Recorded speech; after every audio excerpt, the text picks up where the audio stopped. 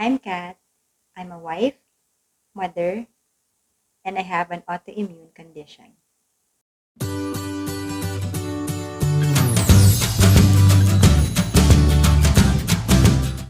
So before I begin sharing my journey, I would just like to say that, well, I'm not a health professional, and everything that I will be sharing with you guys today is based on two things. First, these are all based on my experiences. And second, um, this is what was discussed and explained to me by my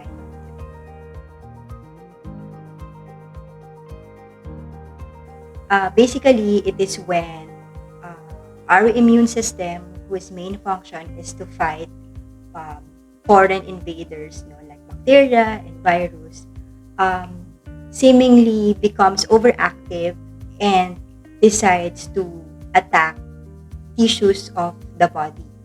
Um, Autoimmune has various types, and you probably know lupus and rheumatoid arthritis. So those are among the most known kinds of autoimmune diseases.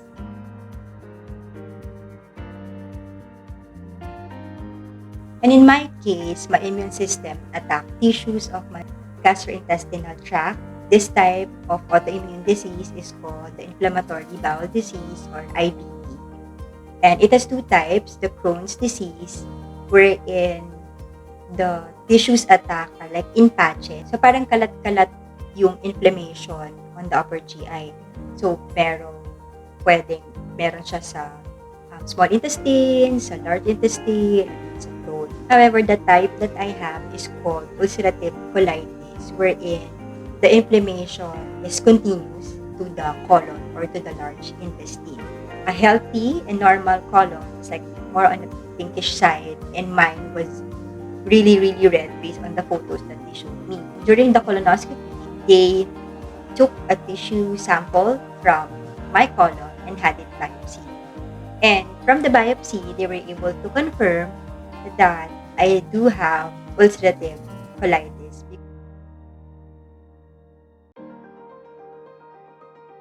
Now, for the cause, it is something that is unknown. No, it can be uh, genetics, it can be environmental.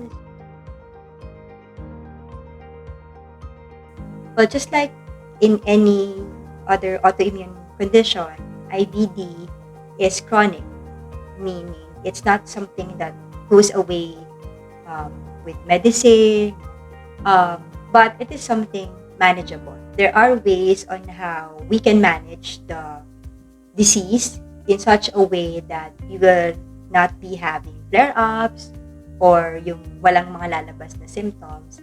Para din for me to have a normal and a healthy life.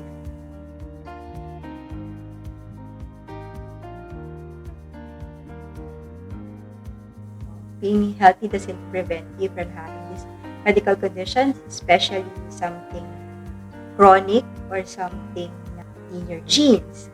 No, actually, I really felt that being healthy helped in making my condition more manageable, um, because I do not eat much of what are causing me inflammation.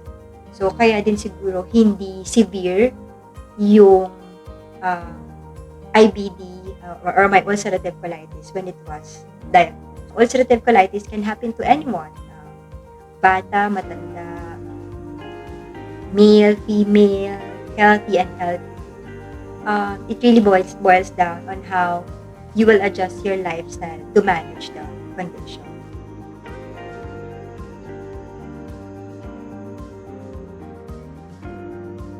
Well, number one is abdominal pain, which unfortunately I ignored. I've had these symptoms for quite some time, and I ignored it, thinking that because it was intermittent, it is something that comes and goes. Inisip ko it must be something that I ate, and then I had rectal bleeding. So this one, doon medyo I got really worried already. I have acid reflux. I have really bad eye inflammation. I also have joint pains. I had one scary episode of joint pain that lasted for a week. But it was progressing. Initially, it was on the left, but then afterwards, it stayed on my right. And it was so painful. I really couldn't walk because every time I move, sobrang sakit niya. So that's how bad it is. So we even went to the ER. They couldn't find anything. Like they thought it was injury and all. But when I told them that I have an autoimmune condition, of course, parang it seems like everything made sense. What else? Fatigue. When I have inflammation, it's like my whole body is on full alert, and I will feel really really tired. Like I ran a marathon. Every part of my body aches, and of course that's just something that I feel. What's scary is what's happening inside. Kasi syempre, it's not a good thing when I have inflammation in my colon tissues, diba?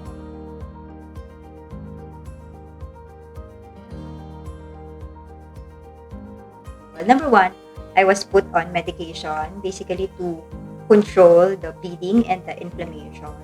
And then I had several blood work done just to check on the level of my inflammation and if I have enough vitamins. Thankfully, I'm responding well to the medications actually.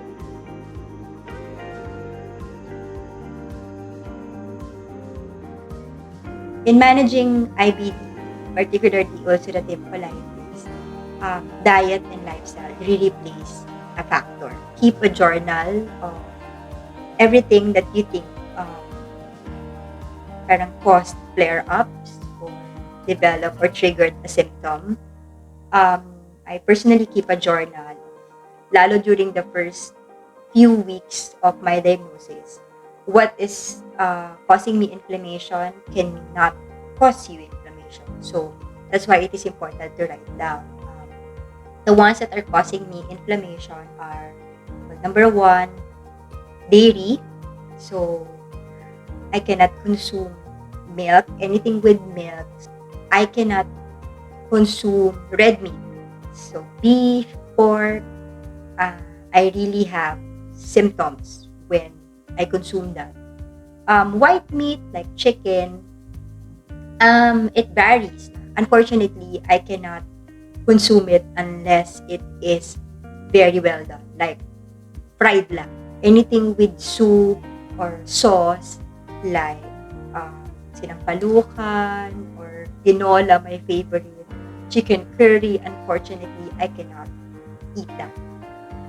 Fish is good, although nothing raw. So speaking of raw, unfortunately, I'm having triggers with raw vegetables like salad, which I really, really love.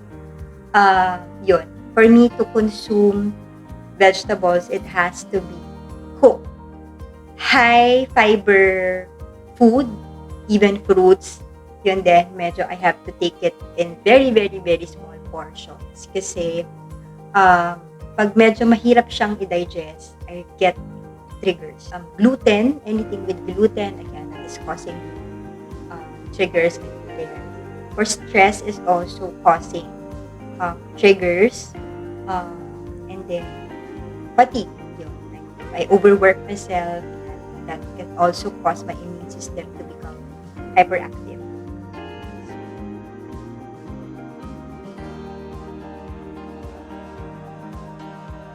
So it was really quite an adjustment at first. The change in lifestyle, the change in diet. It is something that you have to go through gradually.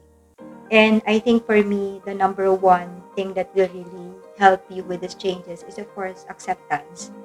Acceptance that, it is already there. You already have an autoimmune condition.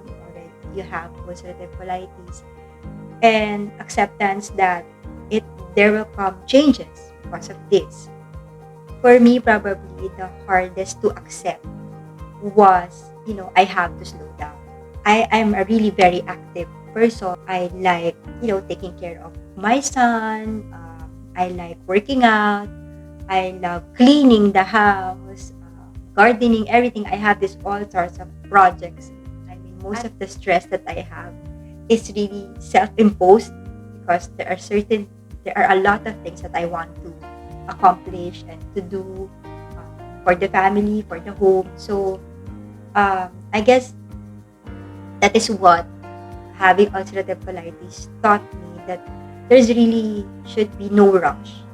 What needs to be accomplished will be accomplished, but not all of it needs to be accomplished now. And of course, support is very important. Support from family, from friends, if you have meals with them. Yung hindi ka ma-ridicule na, you don't eat that, ang dami mong hindi kinakain. And of course, the reality that there are times that you will really be so tired that you have to cancel plans. It has to be something na they would understand, and they can only understand it if they know what you're going through.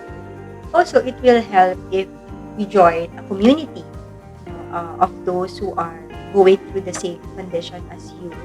Kasi iba din talaga yung nagagawa na meron kang mga nakakausap na going through the same journey or processes you are going through right now.